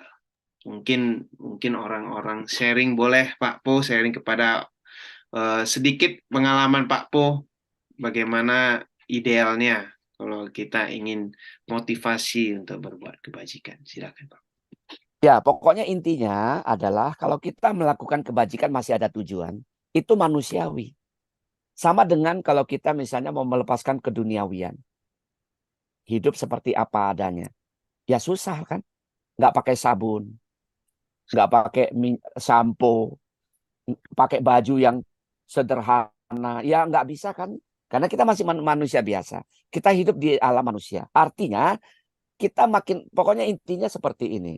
Kalau awalnya tujuan kita melakukan kebajikan itu punya tujuan yang macam-macam, ya kan ya. Sekarang kita kurangi ya keserakahan untuk mencapai lebih dari yang kita berikan. Dengan cara seperti itu, maka kita sudah melatih diri kita untuk apa? Untuk supaya tidak terlalu punya tujuan yang parah ketika melakukan kebajikan. Nah, contohnya lah misalnya gini. Ketika Anda melihat ada seorang tua yang ingin menyeberangi jalan di suatu tempat. Anda ketika melihat orang tua ini, dan Anda sebagai seorang umat Buddha yang baik, pasti Anda akan berpikir begini, ibu ini mau menyeberangi jalan, tapi kayaknya terkendala. Karena mobilnya terlalu kencang. Lampu merah pun kadang-kadang tidak menjadi acuan mereka berhenti. Maka saya akan menolong ibu ini. Nah ketika Anda berpikir itu, saya yakin kebanyakan dari kita pasti tidak berpikir pahalanya. Tidak berpikir nanti saya dapat apa pada kondisi itu ya. Nah Anda seberangkan saja ibu ini. Nah dengan cara Anda menyeberangkan ibu ini, kalau Anda sering melakukan tindakan seperti ini, maka lama-lama yang namanya transaksional, kebajikan transaksional itu akan berkurang. Lama-lama dia akan menjadi halus sekali. Jadi jawabannya Teddy, harus dilatih. Dilatih terus. Bisa nggak Anda melakukan kebajikan tiap hari? Setiap hari satu saja. Setiap hari satu kali. Setiap hari satu jenis. Lakukan tiap hari. Pertama-tama terus terang kalau kita melakukan kebajikan untuk orang, dia tidak ucapan terima kasih, kita pasti jengkel. Kita pasti marah. Itu wajar. Ketika kita masih marah, kebajikan kita masih dengan tapi. Kebajikan kita masih bertujuan, artinya masih kasar. Ingin mendapatkan ucapan terima kasih. Kan begitu. Tapi setelah mendengar ini, maka dia akan melakukan kebajikan. Orang itu tidak ucapkan terima kasih, dia setengah kecewa. Sudah setengah, lumayan. Ya, tadinya pertama kan besar. Nah, semakin dia mengerti, setengah. Setelah setengah, kali ketiga, keempat, kelima, dia membantu orang lain. Dan orang lain tidak mengucapkan terima kasih kepadanya. Dia akan mulai merasa, oh ya sudahlah. Sifat dasar manusia kan menolong. Sebagaimana tadi saya katakan, betul tidak? Sifat dasar manusia menolong. Dan kita tidak pernah tahu kapan kita yang memerlukan pertolongan itu. Cara berlatihnya seperti itu. Nggak bisa teori. Harus di lapangan. Di lapangan kita lakukan. Dan tidak harus uang. Nggak harus uang juga. Ya kan ada orang bilang, kalau saya nggak punya uang, nggak bisa dong berbuat kebajikan. Siapa bilang? Kita punya panca indera. Bisa kita gunakan buat berbuat kebajikan. Apa itu? Ketika bertemu orang kita senyum. Itu kebajikan. Menyenangkan hati orang. Ketika orang bertanya, misalnya dia mau ke sebuah tempat, dia nggak tahu alamat, dia tanya kepada kita, Pak, Bu, saya mau ke alamat ini di mana ya? Kita jelaskan. Itu juga kebajikan. Jadi artinya panca indera kita. Ketika orang berbicara kita menatapnya, berikan fokus kepadanya. Itu juga kebajikan. Tidak main HP sendiri. Itu juga kebajikan kan. Kalau sedang berbicara dengan orang kan. Nah ketika dia berbicara kita mendengarkan, memberikan kuping kita yang dua ini mendengar, menyimak dia saat berbicara. Itu juga kebajikan. Tangan kita digunakan untuk menolong orang lain. Itu juga kebajikan. Kaki kita yang dua ini kita gunakan untuk menolong orang lain. Itu juga kebajikan. Betul tidak? Jadi kalau ada orang mengatakan, aduh Pak, saya nggak punya uang Pak, gimana melakukan kebajikan ya? Itu adalah contoh yang tadi. Kebajikan dengan tapi. Banyak alasan. Akhirnya ujung-ujungnya tidak melakukan apa-apa. Begitu ya? Oke, itu Ted. Baik, terima kasih Pak Po. Ini ada dari Pak Lim Toan Lee. Kebajikan melepas pemberian dana bendana seperti bentuk hewan dan lainnya. Cinta kasih kepada semua makhluk tanpa melihat, hati senang tanpa tidak melikat sendiri, harap apa-apa balas, abai sahaja, lepas, ada senang diri melikat ego. Tidur tenang, pikir kosong, tenang batin. Terima kasih Romo Poni Janleo. Ini bahasa Melayu ya, Pak Po ya. Iya, betul. Ya, jadi Pak Lim intinya ingin mengatakan kebajikan tanpa tapi itu bisa membuat hidup batinnya tenang. Ini adalah kesaksian, bukan pertanyaan Pak Lim ya. Ini kesaksian. Jadi kalau melakukan kebajikan, ya kan ya, itu bisa tidur tenang, ya kan ya. Kemudian batinnya tenang, ya kan. Hati pasti otomatis senang karena senang di bawah bahagia kan. Senang kan levelnya di bawah bahagia. Jadi otomatis dia kalau bahagia dia akan senang. Ya, jadi intinya seperti itu. Tanpa melukai makhluk lain, ya kan, mengembangkan cinta kasih, tanpa melihat bahwa itu adalah hewan, maka akan senang. Betul sekali Pak Lim. Teruskan saja, termasuk function misalnya Pak ya, Pak Lim ya. Kalau Anda function, Anda punya kemampuan biaya membeli makhluk-makhluk yang utamanya akan dikorbankan pada saat tertentu. Anda melakukan function, maka Anda juga sudah melakukan kebajikan tanpa tapi. Dengan catatan tidak punya tujuan. Ya, saya hanya melakukan ini kenapa? Karena saya sadar kebahagiaan makhluk lain adalah kebahagiaan saya juga. Itu saja yang kita pikirkan. Ya, oke. Baik, silakan. Baik, terima kasih Pak Po. Nah, pertanyaan berikutnya itu Pak Po dari saya. Hmm. Makhluk lain itu dengan menjaga sila. Nah, salah satu, apakah menjaga sila itu termasuk kebajikan tanpa tapi? Iya, Menjaga sila itu, boleh sekalian ditautkan dengan pertanyaan Pak Wahidin itu. Boleh dibaca dulu, nanti saya jawab sekalian. baik. Dari Pak Wahidin, mohon penjelasan perbuatan yang mempunyai sila baik ke orang yang mempunyai baik pula. Itu tapinya lebih besar daripada orang yang tidak mempunyai sila. Betulkah? Oke, baik. Jadi ginilah intinya ya pertanyaan. Apakah orang yang melaksanakan sila adalah melakukan kebajikan tanpa tapi? Iya. Kalau dia kan kita umat biasa punya 5 sila kan ya. Tidak membunuh, tidak mencuri, tidak berbuat asusila, ya tidak berbohong, tidak mabuk-mabukan. 5 ini. Kalau kita jalankan dengan baik, maka dengan tanpa tujuan apa-apa, tapi untuk ya kan kehidupan itu sendiri, karena hidup manusia harus melakukan itu. Kalau tidak ada aturan, tidak ada sila, negara punya undang-undang untuk mengatur rakyatnya. Betul ya? Daerah punya peraturan, namanya perda, peraturan daerah, untuk menata kehidupan warganya. Agama punya aturannya yang tertulis dalam kitab suci. Dengan kita menjalankan itu, maka kita paling tidak hidup kita ya sebagai manusia menjadi sempurna. Seorang manusia harus menjalankan kemanusiaannya. Apa esensi kemanusiaannya? Yaitu melakukan hal-hal yang baik, yang meskipun tidak ada kitab suci, membunuh adalah salah. Enggak perlu kitab suci. Membunuh semua agama pasti setuju. Tidak ada agama pun secara kemoralan pun keliru melakukan itu. Ya kan? Mencuri pasti tidak benar. Semua orang pasti setuju ini dengan agama atau tanpa agama. Kemudian berbuat asusila itu pasti juga tidak baik di semua kondisi dan situasi tanpa perlu pakai label agama. Kemudian berbohong juga pasti tidak baik. Kemudian yang ketiga, yang kelima, mabuk-mabukan juga pasti tidak baik. Melakukan itu maka otomatis hidup kita akan tenang. Dengan menghindarkan kita ya mempraktikkan Pancasila Buddhis, berarti kita menghindarkan diri dari 5 hal negatif tadi, maka hidup kita otomatis akan menjadi lebih tenang. Nah, begitu menjadi tenang, naik levelnya, dia akan menjadi bahagia. Kalau itu terlatih dengan baik.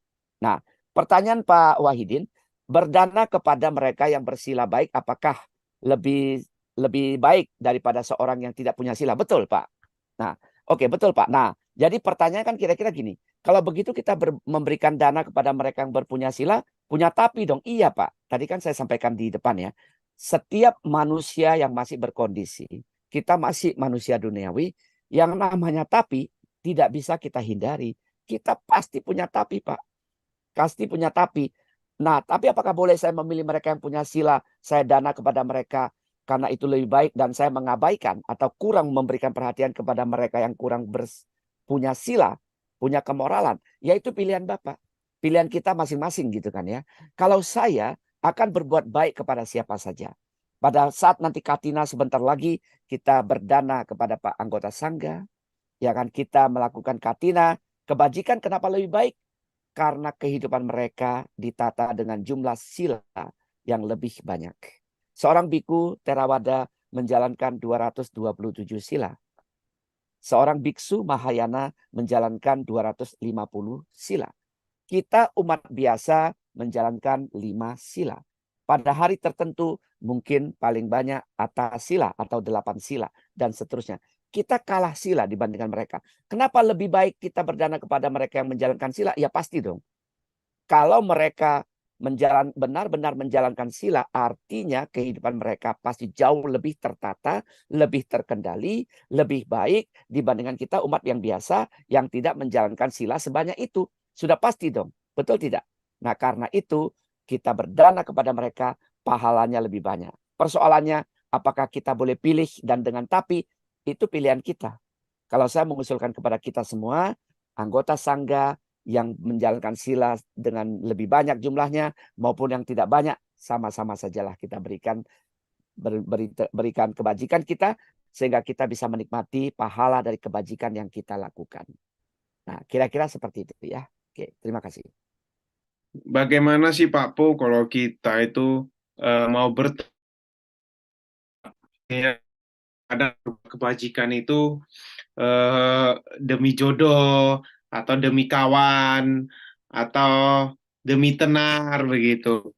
Nah, bagaimana tentu kebajikan itu penting untuk memiliki kalian.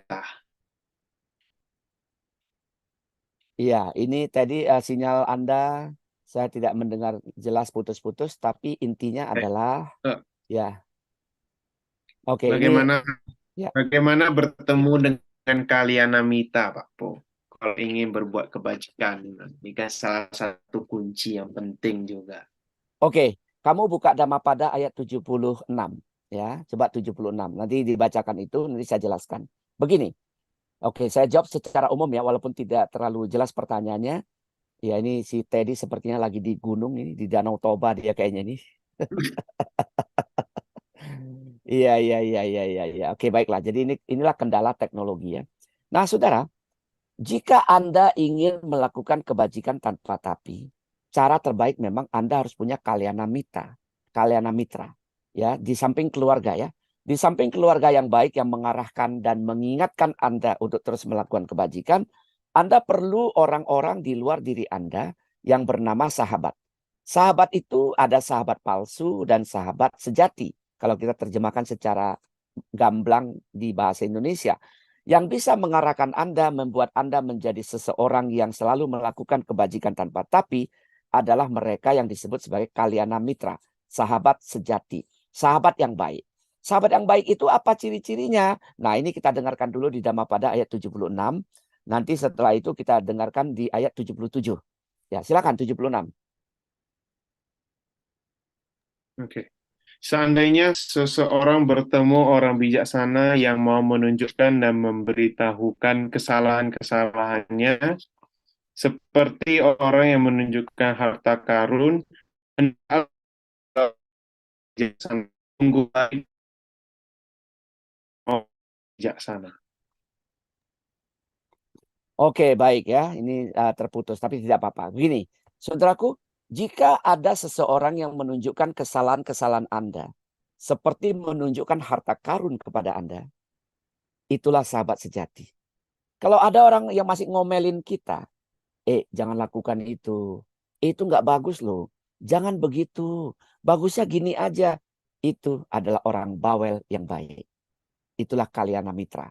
Itulah orang baik. Itulah sahabat baik. Nah, orang ini yang akan menjadi pengingat kita kalau kita melenceng dari rel kebenaran.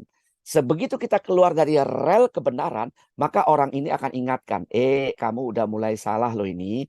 Kamu udah mulai lari dari relmu loh. Bagusnya kamu melakukan ini loh. Jangan melakukan itu loh. Sehingga dengan seperti itu, kebajikan tanpa tapi kita lebih akan memiliki kemungkinan terrealisasi lebih cepat.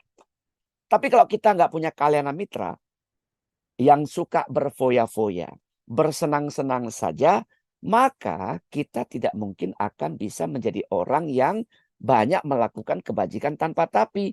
Begitu kita mau melakukan kebajikan, dia akan bilang, lu melakukan itu gunanya apa sih? Lu rugi loh, keluarin duit banyak loh. Ini kan sahabat tidak sejati. Bukan kalyana mitra kan ya. Begitu dia menunjukkan kesalahan-kesalahan kita, mengingatkan kita hal-hal baik, itu sahabat sejati. Nah, ayat 77 berkata, jika Anda, ya, biarkan dia menunjukkan kesalahan, kekurangan, kelebihan kita, ya, karena orang bijaksana akan dicintai oleh orang baik, akan dibenci oleh mereka yang tidak baik. Artinya apa? Sahabat sejati itu dia akan bilang, oh ini kamu salah ini. Oh kamu ini tidak benar ini. Oh kamu ini seperti ini nih. Nah ini yang bagus. Begitu. Ya. Nah kalau ada orang seperti itu jangan bilang, oh bawel banget ini orang ya. Jangan. Justru itulah sahabat sejati. Orang tua kita adalah sahabat sejati dalam tanda petik. Yang selalu mengingatkan kita. Jangan pulang malam-malam. Kenapa? Supaya jangan dibegal. Jangan mandi malam-malam. Supaya apa? Supaya kesehatan kita lebih terjaga. Jangan makan terlalu berlebihan. Supaya apa? Kesehatan kita tetap prima. Kan begitu. Ya kan? Hati-hati dan hati-hati. Orang tua selalu mengingatkan itu. Sehingga apa saudara? Sehingga mereka adalah sahabat sejati kita yang pertama dan utama. Begitu. Ya karenanya marilah kita biarkan mereka sahabat-sahabat sejati itu mengingatkan kita. Ya, kalau ada kesalahan, kekeliruan, biar mereka mengingatkan kita. Supaya apa? Supaya kita tetap berada pada rel. Jadi kaliana mitra itu tetap baik. Akan membuat kita berada di rel untuk menuju ke perbuatan atau melakukan kebajikan tanpa tapi. Begitu, Teddy. Baik, terima kasih Pak Po. Eh, nah, bagaimana Pak Po kita bisa yakin kepada Tiratana dikala masalah itu bertubi-tubi hadir? Bagaimana Pak Nah, Po? Hmm. baik. Nah ini di Dhammapada ya ya oke. Dhammapada ayat 119 coba. Nanti dibuka 119 ya. Nah, saudara sekalian, banyak orang berpikir gini ya. Saya sudah banyak melakukan kebajikan loh. Saya sudah banyak berkorban harta benda dan seterusnya loh. Tapi kenapa hidupku selalu menderita? Kenapa hidupku masih menderita? Orang kadang-kadang suka bertanya seperti itu. Aku menderita loh hidupku. Ya kenapa? Padahal aku ini sudah melakukan kebajikan sesuai dengan apa? Hal-hal yang sudah diajarkan kepada saya oleh Buddha. Melalui dharmanya. Diingatkan oleh para sangga. Anggota sangga yang sudah berceramah setiap minggu. Di wihara maupun di Zoom, di YouTube. Dan seterusnya ini. Tapi kenapa aku terus menderita? Berarti aku tidak ada gunanya dong.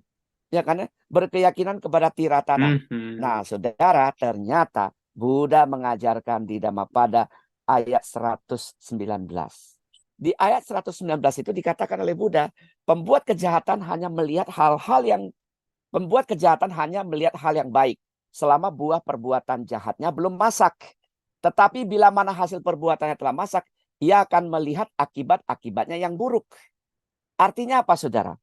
Ketika dia orang jahat ini melakukan, oh ya ini untuk yang berbuat jahat ya, untuk yang berbuat jahat, dia merasa bahwa, loh aku berbuat jahat, toh hasilnya baik-baik saja, aku tidak menderita nih, ya kan? Tetapi begitu hasilnya berbuah, maka dia akan merasakan penderitaan yang luar biasa. Itu di ayat 119-nya, ya kan?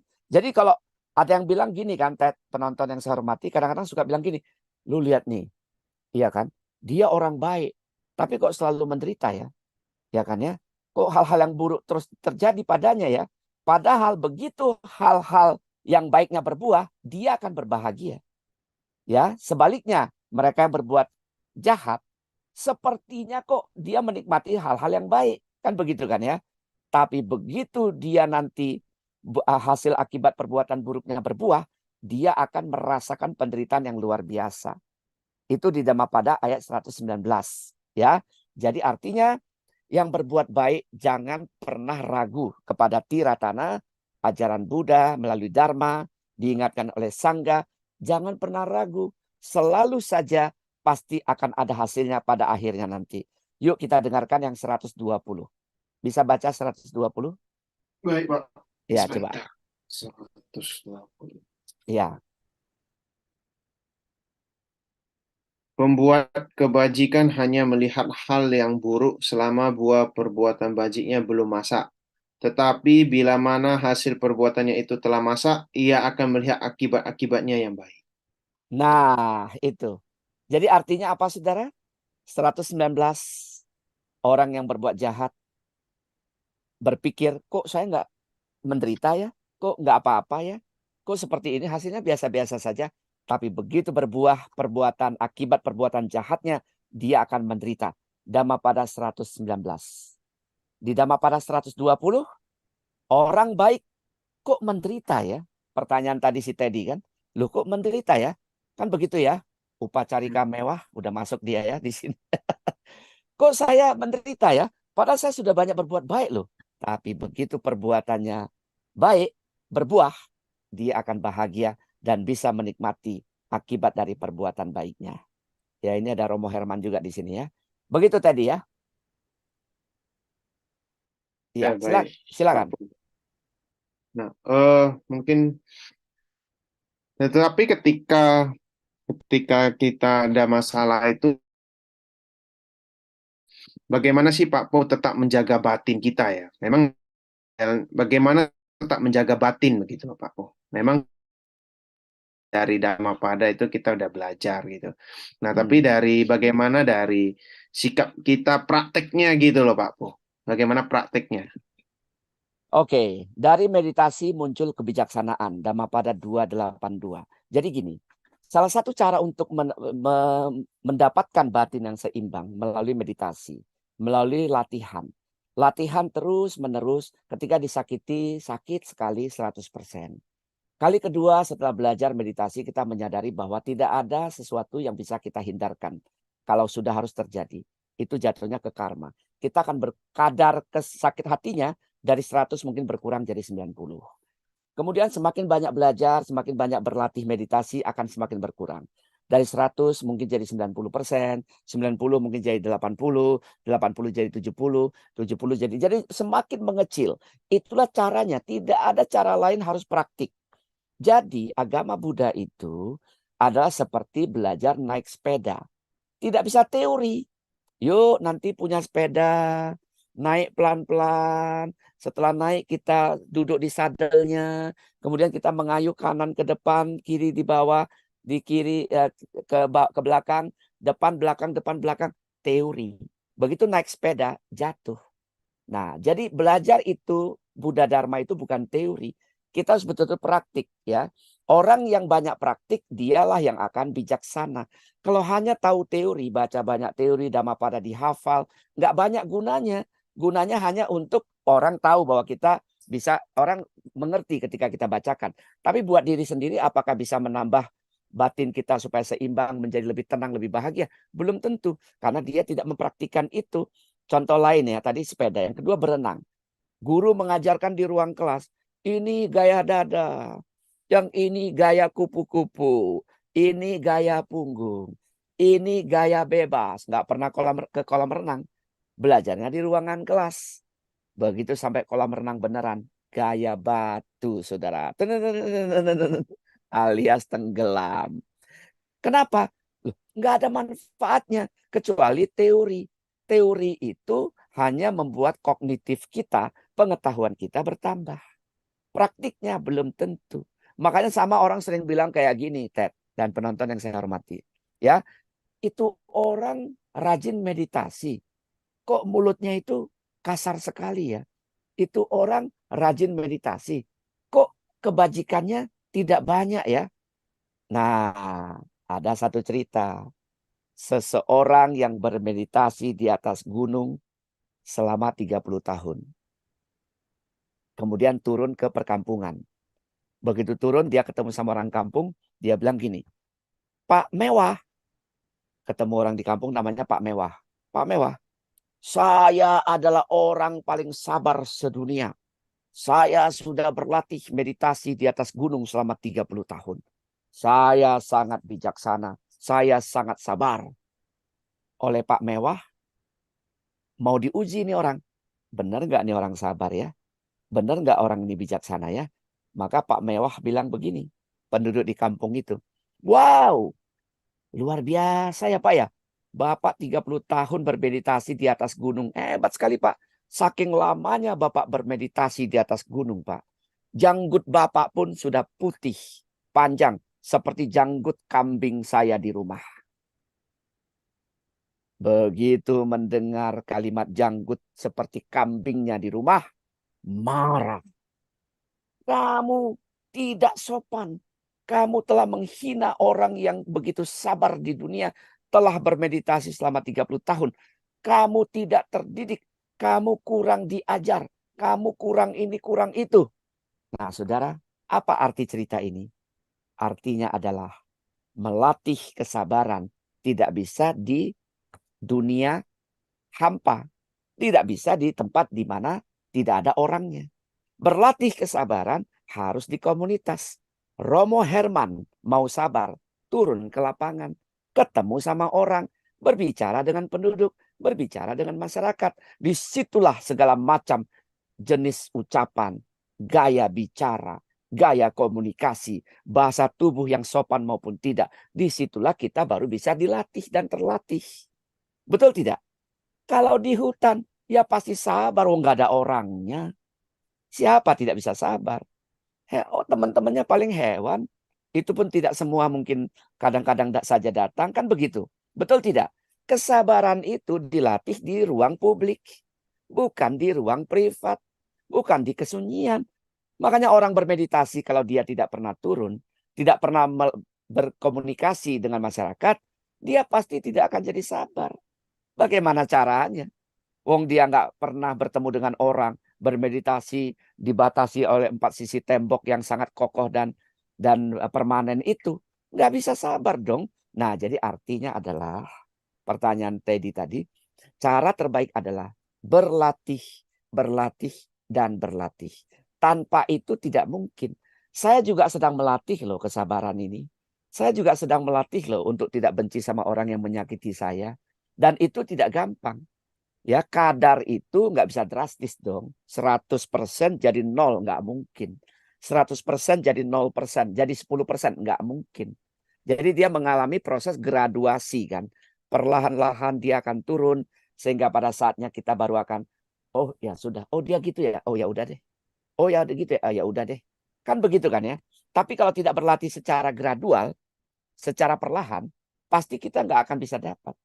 Nah, makanya Buddha ajarkan di Dhammapada ayat 19 dan 20 kan.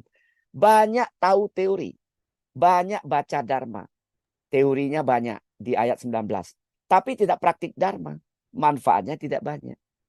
Ya, ayat 20-nya berkata, tahu sedikit, kita praktikkan. Betul tidak? Malam ini kita tahu kebajikan tanpa tapi, menolong orang, tidak menyakiti makhluk lain.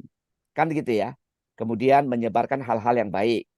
Ya kan, yakin kepada tiratana. 4 hal ini kita lakukan saja, salah satu saja kita lakukan, maka kita akan menjadi orang yang bisa berbuat kebajikan tanpa tapi, dan itu harus dilatih. Tahu satu aja dari 4 kita praktikkan dalam kehidupan sehari-hari, maka kita akan menjadi orang baik.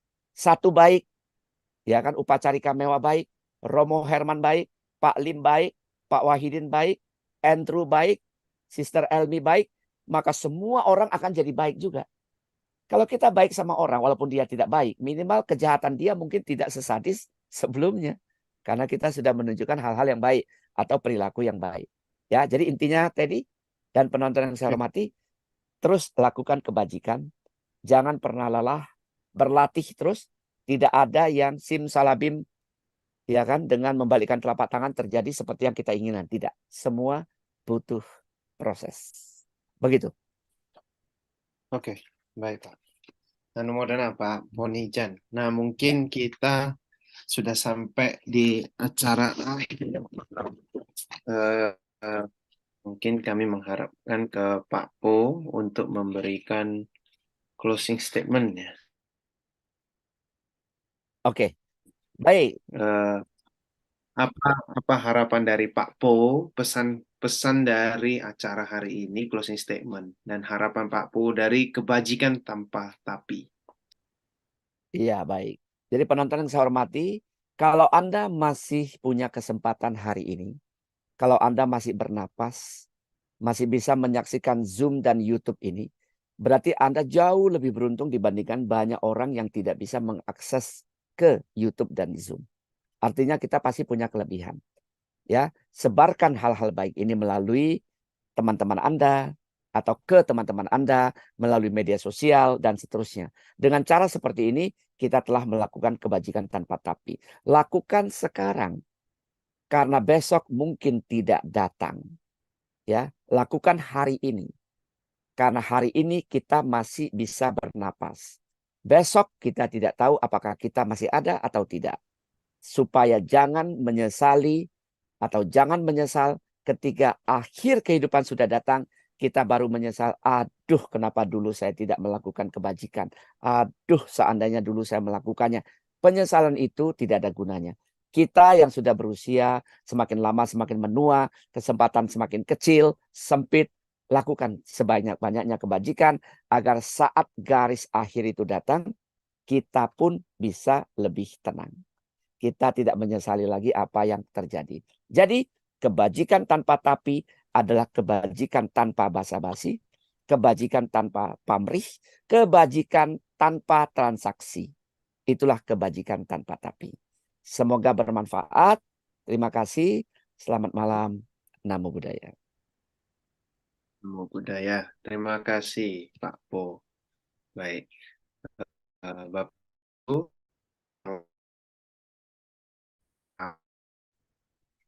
mendengarkan uraian Dhamma, lalu mari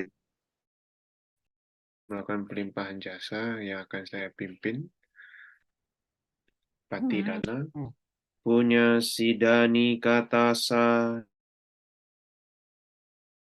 te sanca bagino hontu satananta pamanaka ye pia gunawanta ca mayang mata pita dayo ditame capya ditawa anye majata werino sata titanti lokasmi te buma catuyonika panceka catuwokara sang saranta bawa bawe nyatang ye pati daname anumodantu te saya cimang napa jananti dewa te sang niwedayong maya dinana punyanang anumodana hetuna sabe sata sadahonto awera sukhajiwinu kema padan capa ponto te sasa si jatang suba sadu sadu sadu. Baik. Ya, baik Bapak Ibu, mari kita tutup acara kita hari ini dengan membacakan nama Karapata. Arahang sama sambuddho bhagawa Demi Swakato Bhagawata Dhammo Dhammang Namasami Supartipano Bhagavato Sawaka Sanggo Sanggang Namami. Sabe sata bantu sukitata, semoga semua makhluk hidup berbahagia. Sadu, sadu, sadu. Baik, terima kasih. Berikutnya kita akan melihat pengumuman dan acara berikutnya dari Dhammasakaca Online.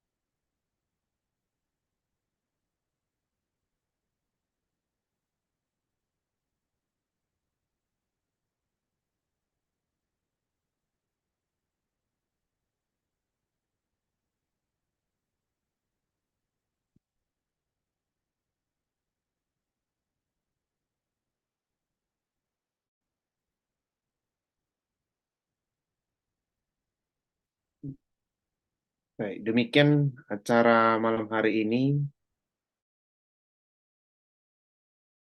genap bertugas mengucapkan terima kasih Anu Modana kepada Pak Po dan mohon maaf kesalahan dan kekurangan.